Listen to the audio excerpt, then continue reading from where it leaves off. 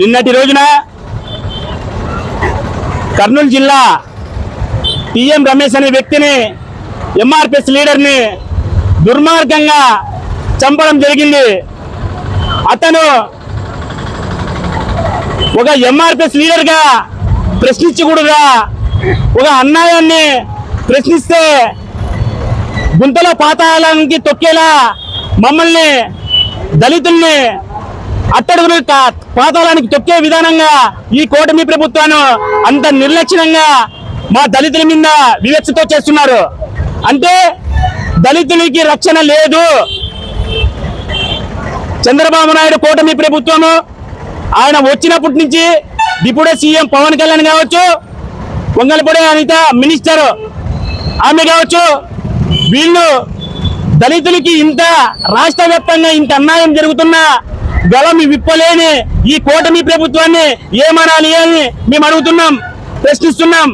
అంటే ప్రశ్నిస్తే వాళ్ళని పాతాళానికి తొక్కల్లా, వాళ్ళని చంపాలా అనే విధానంగా పాటిస్తున్నారు. కానీ దళితులకి రక్షణే లేదు.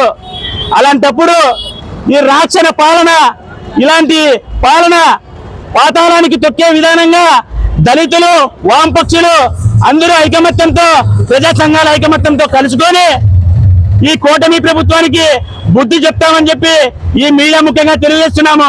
అదే కాకుండా ఈ టీఎం రమేష్ కి, అతని కుటుంబానికి రక్షణ కల్పించాలి, వాళ్ళ కుటుంబంలో ఉద్యోగాన్ని కూడా కల్పించాలి. ఎందుకంటే దళితులకి రక్షణ లేదు. అంటే మేము ఏమి పంచాయతీలకు పోయినా గలమిప్పించి మాట్లాడితే వాళ్ళని చంపుకుంటూనే వస్తున్నారు. అంటే దళితులకి రక్షణే లేదుకోకున్నట్లా అంత విధానంగా పాటిస్తున్నారు.